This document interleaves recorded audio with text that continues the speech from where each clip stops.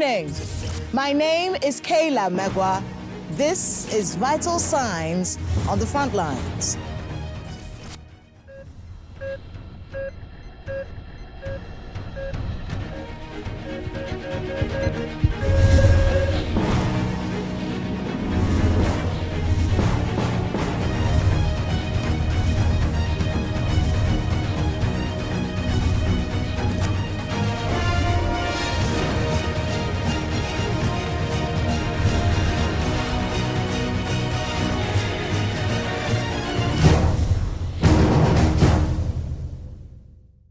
Tonight, on this edition of Vital Signs on the Frontlines, we bring you the concluding part of our incisive analysis of the Sector-Wide Coordination Office with SWAP National Coordinator, Dr. Muntaka Umar Sadiq.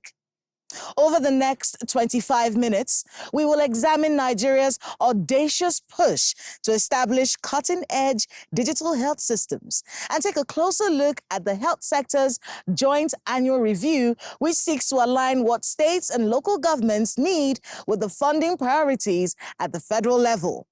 We also deep dive into the federal government's New Hope initiative, the mass upgrade of referral centers nationwide, and the execution of President Bola Tinubu's healthcare reform using the FGN Subnational Health Sector Development Compact through the sector-wide approach.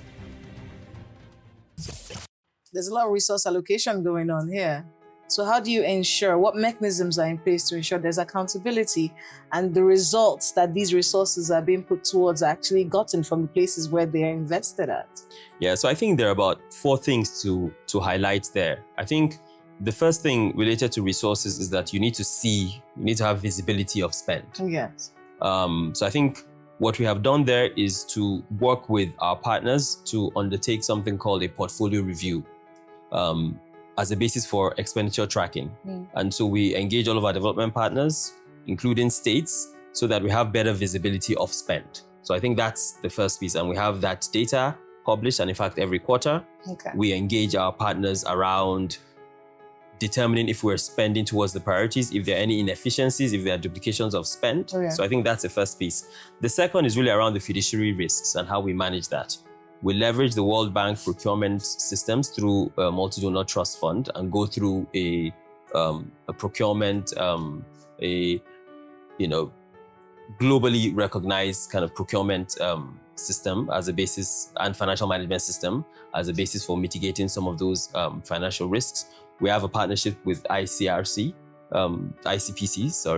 to enhance the ability of having partners follow the money. So every quarter that we send resources to over 8,800 facilities, all of that data is made available not just to other regulators, but also fiduciary agents as well as the likes of ICPC. The other thing at the front lines is that we have deployed in every single local government what we call PFMOs, Performance and Financial Management Officers, as well as our National Health Fellows in every single local government, so that they can hold facilities accountable and they have the data in terms of resources being sent to facilities and what those resources were meant to do, whether it's revitalizing facilities, recruitment of ad hoc staff. So they literally go there to count how many health workers are in attendance, and we get that data every month. In addition, there are a number of innovations that have been incorporated by the MPH-CDA, everything from using a digital financial management tool to track resources at the front lines, but also the use of civil society to help hold government accountable as well. So I think the convergence of the use of technology, the use of data intelligence, but also partnerships with civil society and our PFMOs and health fellows at the front lines really puts us in a better place in terms of mitigating those fiduciary risks. Let's talk about the SWAP pool. How are you getting these donors to put their resources in here? What strategies are being used to get these donors to commit to the work that we're doing here under SWAP? Yes. So I think the first important thing is really to always look inwards, because ultimately for partners to put resources with government, your financial management and fiduciary systems really need to be in place. And I think trust needs to be enhanced. And one way of doing that is really what we call bidirectional accountability, both in terms of results, but also in terms of resources. So I think on the one hand, we use, like I mentioned, the multi-donor trust fund as a basis for pooling resources together. And the transparency and the inclusivity in terms of how we manage that process, I think is quite evident. We have gone from a fragmented development assistance pool to one where, we are pooling resources from the likes of World Bank, FCDU, and several other partners to spend better and target and prioritize what we believe our priorities are. And one of the important elements of that is the fact that we are working with states, and over 90% of the resources is really pay for results, right? And so independent verification agents check if states have recruited the number of health workers that have been agreed, revitalized the number of basic obstetric and neonatal care facilities, BMOC facilities, so primary healthcare centers, and other important targets that we have set. So the use of fiduciary and verification agents to verify results before we send money is an important kind of embedded part of the trust that we have between federal and our development partners. And I think the flip side to that is that we are also open to accountability in terms of our spend, how we're spending, the results that we're achieving. So I think really at the heart of why we've been able to not just pool resources, but also enhance the trust between various actors is that. I think the second important piece is our financing model. We have an incentive framework with states, meaning we provide resources, for example, providing equipment for CMOC facilities and expecting states to meet us in the middle by ensuring that the infrastructure is done. And so this kind of partnership framework with states and meeting them in the middle and incentivizing their spend towards collective priorities. The Basic Healthcare Provision Fund, BHCPF, was established under Section 11 of the National Health Act 2014 as a catalytic funding to improve access to primary healthcare. The BHCPF serves to fund a basic minimum package of health services, increase the fiscal space for health, strengthen the national health system, particularly at primary healthcare levels, by making provision for routine daily operation costs of primary healthcare centers, ensure access to healthcare for all, particularly the poor and vulnerable, thus contributing to overall national productivity. The funding for BHCPF is derived from three sources: an annual grant from the federal government of Nigeria of not less than 1% of the Consolidated Revenue Fund, grants by international donor partners, funds from any other source inclusive of the private sector. The BHCPF is implemented by 4 gateways, namely the National Primary Healthcare Development Agency Gateway, National Health Insurance Authority Gateway, National Emergency Medical Treatment Gateway, and the Nigeria Center for Disease Control Gateway. To make its impact on the lives of ordinary Nigerians in line with the President Bola Tinubu Health Sector Transformation Plan, the Basic Healthcare Provision Fund has 2 main objectives: to achieve 17,600 fully functional public or private primary health care facilities nationwide, with at least 1 in every political ward by 2027. To achieve at least 1 fully functional secondary health care facility per local government area, benefiting from the BHCPF in all states by 2027. The other aspect is that from a systems perspective, having the financial management and procurement systems in place means that we are beginning to earn the trust of partners and pooling resources together to reduce that fragmentation, what we call resource convergence, so that we all see where we are spending and we're minimizing the inefficiencies of spend. And that allows us to have more health for existing spend and more health in terms of the quantum of resources being mobilized. And we're looking to do the same in terms of pooling TA so that we are spending more towards service delivery. And all of these important principles have been outlined in the compact. Speaking of money, there's something called the one budget principle. how are you going to ensure that financing gaps are identified using this one budget principle? Sure. So our focus on, one budget thinking is really to move the sector from, this black box that we have in terms of financing health to one where there's increased visibility, but also resource convergence and down the line resource consolidation. And there are a number of reforms that we're driving in order to achieve that. The first is that we undertake a resource mapping and expenditure tracking with states, but also with our development partners, to understand how both the budgeting and spend happens. And in addition, also where the gaps lie across the priorities that we have outlined. And I think that's something that we do every quarter as part of our portfolio review. In fact, recently we did the same to understand how we are bridging those gaps in terms of finances. So I think, one, that's an important layer. The second important layer is the fact that when we say one budget, at the heart of it is the fact that we want to be able to incentivize states to also not just budget, but also release and execute. But we also want to be able to hold states accountable. And in order to do that, it means that we need to disaggregate their chart of accounts. I think currently, if you look at the budgeting framework in states, lots of the budgets are really aggregated. So you'd see recurrent expenditure, utilities, or capital expenditure, and not necessarily to the kind of detail that we want, because we want to understand our states spending towards primary healthcare. Are they buying commodities? Are they recruiting various cadres of health workers? So we're advancing a reform of public financial management to help to disaggregate these charts of account. In addition, and I think this is also quite an important point, we're seeing that as a result of some of the reforms of Mr. President, around not just the subsidy, but also some of the VAT receipts, and in fact, more recently, the tax, states are receiving significantly more resources, nearly 3 to 4 times in terms of Naira notional receipts.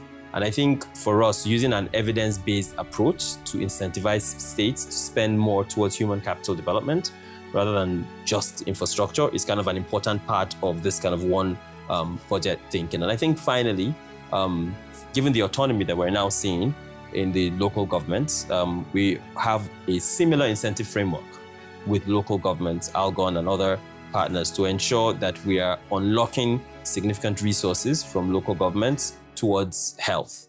The foremost health sector target for 2026 is a 100% increase in BHCPF and state primary health care funding.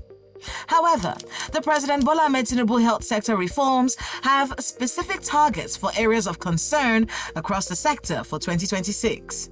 For primary healthcare and service delivery, the target for 2026 is an increased budget allocation and timely funding releases for PHC services, immunization, family planning, and public health with transparency. Identify and support 2,000 fully functional PHCs to receive funding for upgrades and operations.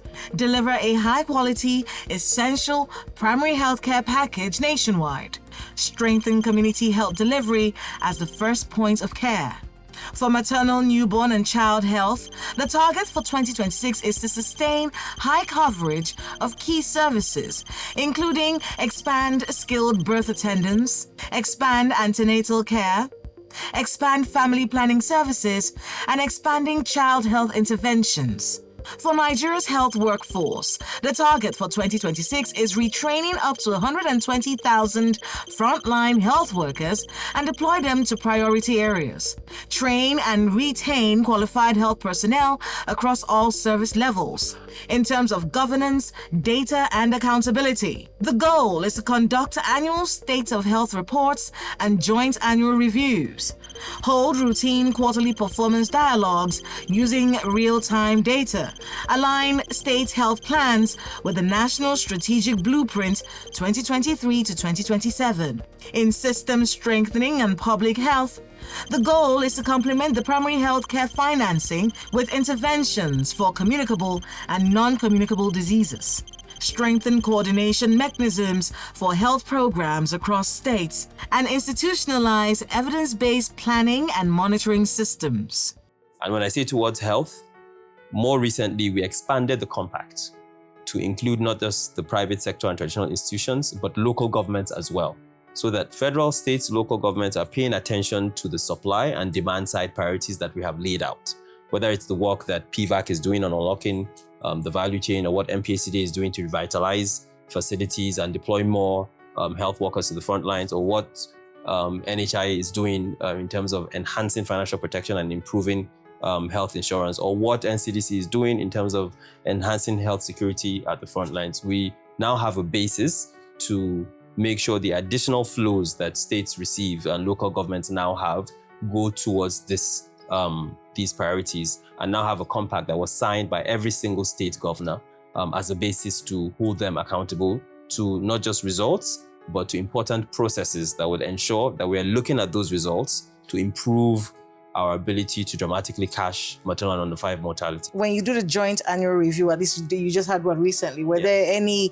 failures between the coordination between, federal and state health authorities during that joint annual review? So we think that within the context of such a complex, dynamic healthcare system, we have 36+1 states with their own autonomous budgets. Advancing a complex healthcare reform takes time. It is challenging. And we need to adapt as issues emerge. So for us, we see the joint annual review as a basis to really take stock, reflect, be constructive and open about the challenges, but work well with states to address some of those challenges. There are a few things that I think we discussed in the last joint annual review that we identified that we could do better. The first was really around data quality. And in fact, since then, in the last quarterly review, that is something that we have worked actively to address. The second is not just strengthening data systems, but also being a bit more intentional about working with states and the capacities that they need to adopt sector-wide principles at the state level. So in our compact, we expect states to, do portfolio reviews, to have monthly performance dialogues, to strengthen their data systems and things like that. So there's some TA that is required to build the capacity at the state level so that those sector-wide principles are domesticated. So some of those issues came up.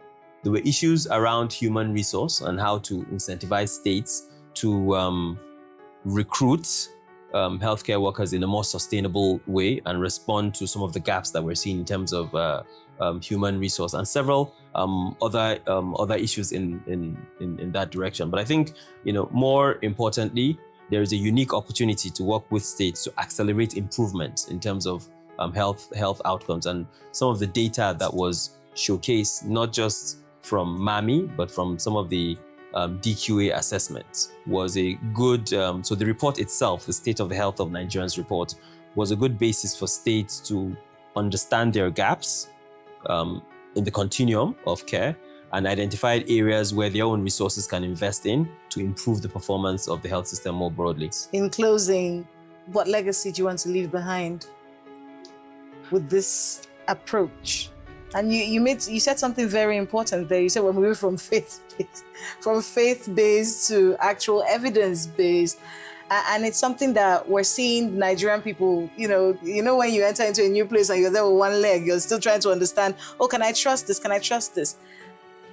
When you do leave SWAP, what's the legacy you want to leave behind for the Nigerian people and for whoever else is going to take over this office? I think one of the unique things about how we have designed our accountability framework is that every year we have a Citizen Voices survey. So for us, it is very important that we're responding to the yearnings and expectations of Nigeria with a huge sample. And so we can tell if there's increased trajectory and confidence in the health sector.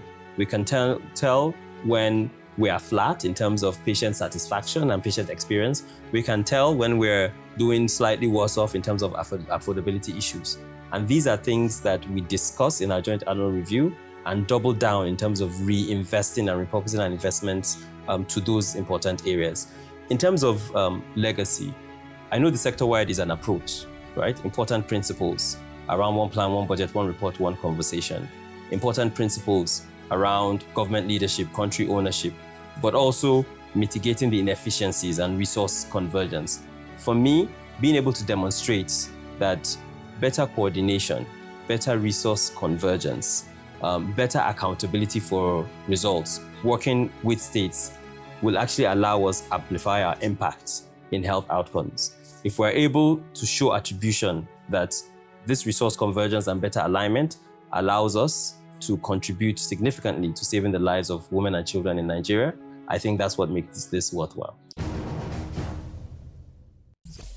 Nigeria's sector-wide approach is the brainchild of President Bola Tinubu and placed under the stewardship of the Minister of Health and Social Welfare, Professor Muhammad Ali Pate.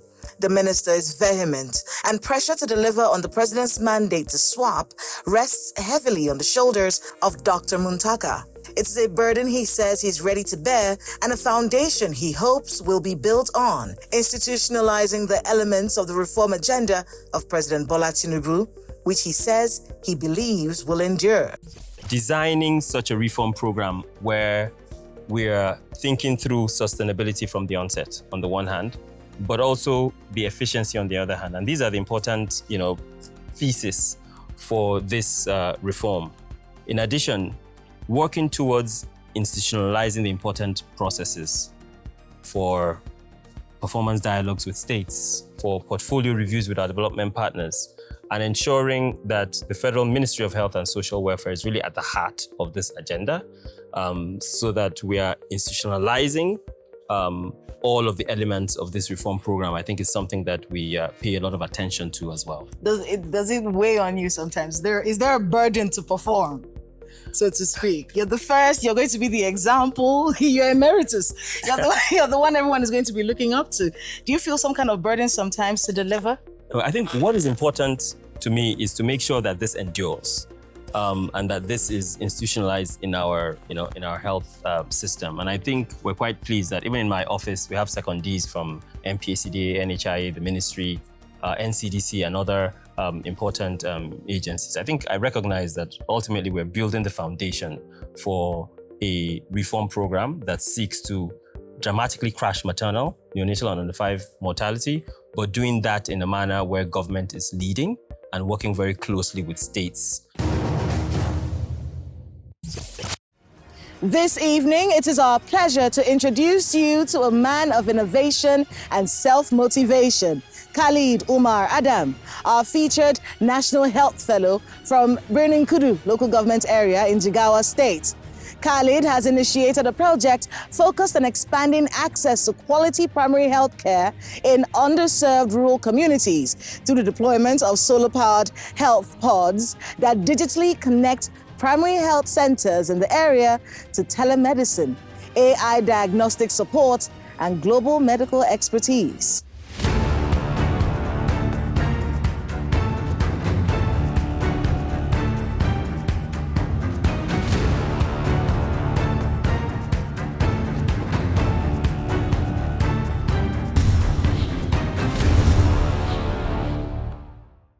My name is Dr. Khalid Umar, the National Health Fellow of Birnin Kudu Local Government, Jigawa State. Across many hard-to-reach and rural communities in Nigeria, access to care and good health facilities is limited. The problem is, in many parts of the country, the closest health facility may be too far away.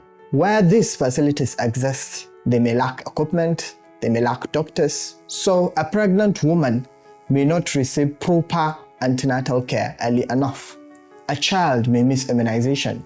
A frontline health worker may face a difficult case with no doctor or specialist to guide him.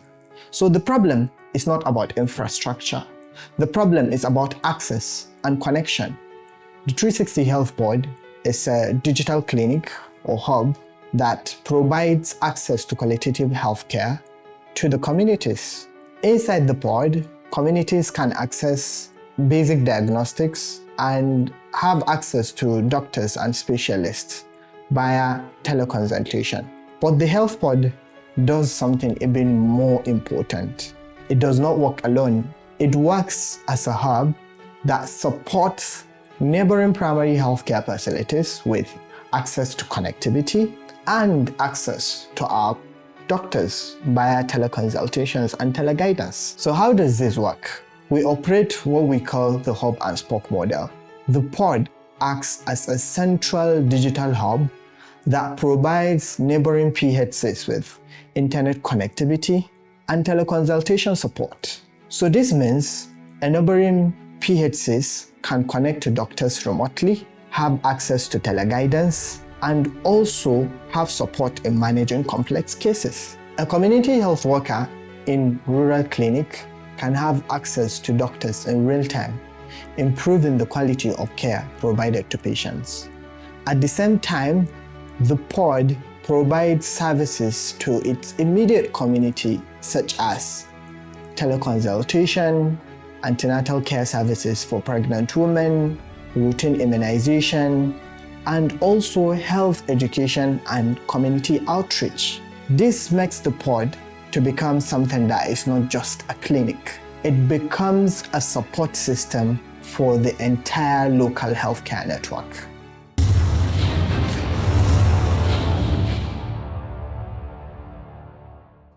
Under the supervising leadership of the Coordinating Minister of Health and Social Welfare, Professor Mohammed Ali Pate, and with the direct support of President Bola Ahmed Tinubu, the sector-wide coordination office emphasizes a unified approach to health sector management, where all funding is directed towards supporting national and local health policies and programs through harmonized management systems. Through this comprehensive strategy, the SWAP initiative is tackling once intractable systematic problems while creating a sustainable healthcare system that meets the needs of the Nigerian people under the coordinating minister, Mr. Pate, and his team, who are poised to create a solid foundation upon which the country can build for the benefit of our people. Until next time on Vital Signs on Frontlines, I am Kayla Megwa, reminding you that health is your true wealth.